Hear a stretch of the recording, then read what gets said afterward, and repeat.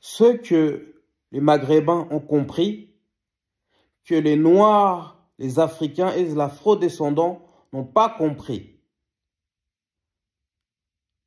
En fait, dans cette vidéo, je parle de Maghrébins parce qu'en France, on les appelle les Maghrébins. Mais au Qatar, dans les Émirats Arabes Unis ou au Koweït, on les appelle les Arabes. C'est comme pour les Noirs, hein. Les Noirs englobent aussi bien les Africains et les Afro-descendants. Donc, c'est un disclaimer.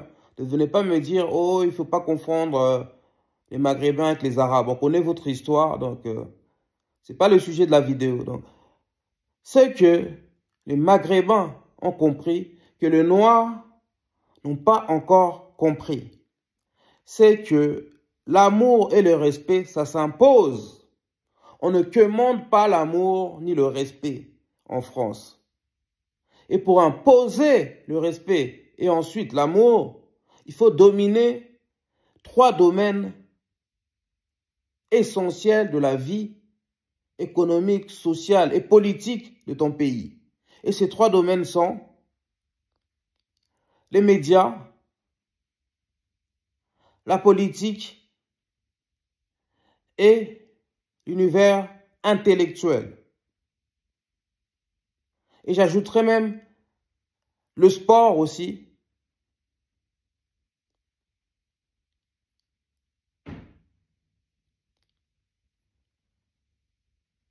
Donc, lorsqu'on domine ces domaines, on ne peut que vous respecter et vous donner de l'amour. J'ajouterai aussi tout ce qui concerne l'immobilier.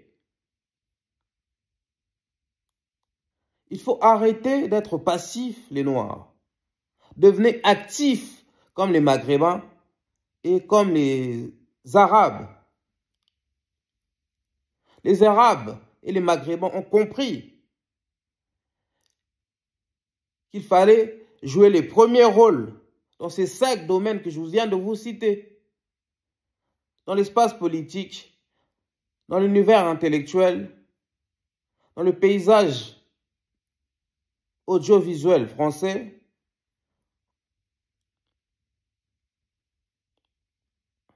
dans le sport et dans l'immobilier. En effet, beaucoup de Maghrébins deviennent propriétaires. En fait, les Maghrébins et les Africains viennent de même milieu sociaux. On vient tous des milieux défavorisés. D'accord? On vient tous des milieux modestes et populaires. Mais qu'est-ce qui explique que les Maghrébins réussissent mieux que nous et qu'il y a une bourgeoisie arabe? C'est parce que les Maghrébins, d'une part, sont propriétaires de leur maison de plus en plus. Ils ne se contentent plus de vivre en HLM. D'accord? Ils achètent des pavillons. Ils achètent des villas, d'une part. D'autre part, les Maghrébins font plus d'études que les Noirs. D'accord? Et cela se voit par leur présence, leur représentativité dans des milieux intellectuels en France. Les Maghrébins écrivent de plus en plus de livres qui ont une renommée au moins nationale. Les Maghrébins sont de plus en plus présents dans les métiers de soins, en tant que médecin, en tant qu'infirmier ou infirmière. D'accord? En ce qui concerne les médias, il y a de plus en plus d'acteurs maghrébins, pas oscarisés, mais qui ont un César, césarisé.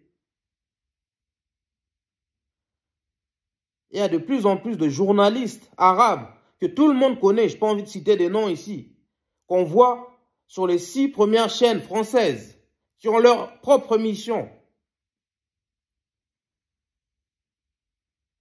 Et les Noirs ne peuvent pas en dire autant.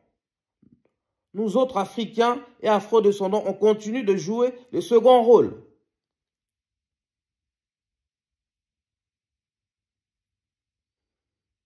Pour être respecté en France, et être aimés. Il faudrait que les Noirs, les Africains, les Afro-descendants fassent comme leurs homologues maghrébins, d'accord? S'inspirent des Maghrébins. Il faudrait que nous aussi, nous dominons les milieux politiques, les milieux médiatiques. Et en parlant des médias, j'ai parlé du cinéma, d'accord? J'ai parlé aussi des journalistes arabes qui ont une aura importante ici en France, qui se font entendre. Sur l'aspect intellectuel, les Arabes, les Maghrébins écrivent de plus en plus de livres qui ont un impact médiatique important. Et par ailleurs, les Maghrébins ne se laissent pas faire, d'accord? Lorsqu'on touche à un Maghrébin, il se soulève, il tape du poing sur la table, il manifeste pour soutenir leurs frères et sœurs, leurs semblables de douleur et de couleur. Les Maghrébins savent faire union, d'accord? C'est devenu une communauté forte qui possède des épiceries en France. Une communauté qui possède des boulangeries en France, d'accord? C'est une communauté qui possède des maisons et des pavillons en France. C'est une communauté qui possède même des pharmacies. Certaines pharmacies sont possédées par les Maghrébins. Les Maghrébins ont leur boucherie aussi.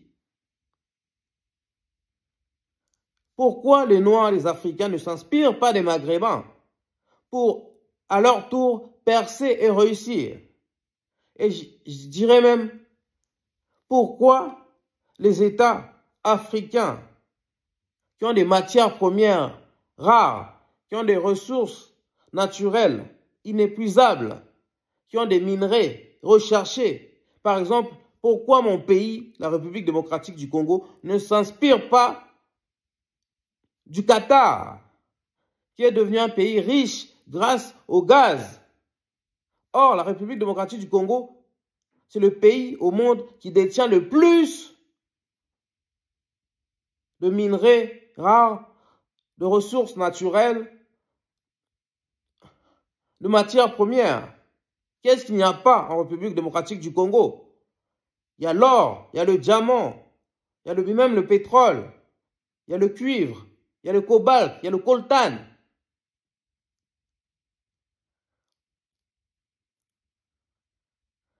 Le sous-sol de la République démocratique du Congo est le sous-sol le plus riche qu'il soit. Mais la République démocratique du Congo reste le pays le plus pauvre du monde. Vous comprenez le paradoxe? Alors que les États maghrébins et arabes s'enrichissent grâce à leurs matières premières ressources naturelles. Regardez ce qui est devenu le Qatar. Regardez ce qui est devenu les Émirats arabes unis, Dubaï, Abu Dhabi. Regardez ce qui est devenu le Koweït. Il est temps que les Africains, les Afro-descendants, les Noirs en général, s'inspirent des Maghrébins en France et s'inspirent des Arabes à l'étranger pour imposer le respect et ensuite imposer l'amour. Et l'Afrique aussi doit se doter de médias puissants, à l'image d'Al Jazeera. D'accord? Cette chaîne concurrence quand même CNN. D'accord?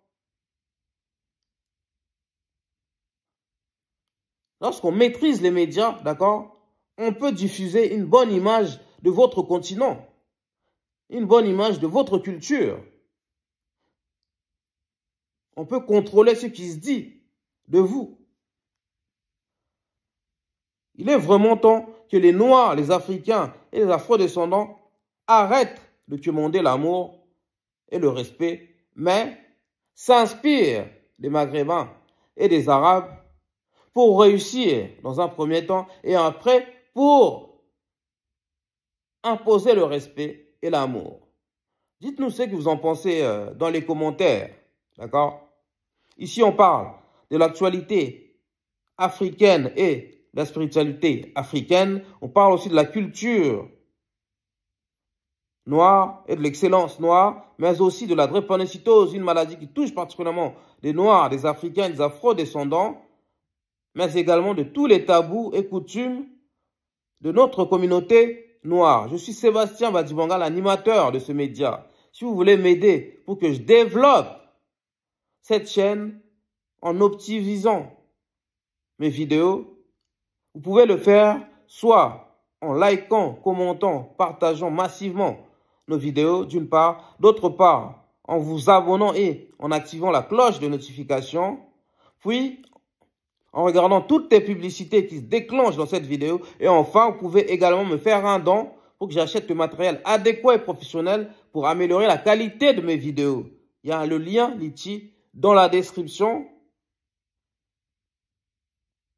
D'accord? Il est temps, les Africains, les Afro-descendants, les Noirs en général, de vous réveiller, de vous inspirer des Maghrébins et des Arabes pour, à votre tour, vous libérer des chaînes physiques ou mentales, d'accord, qui vous empêchent d'éclore. Au tête.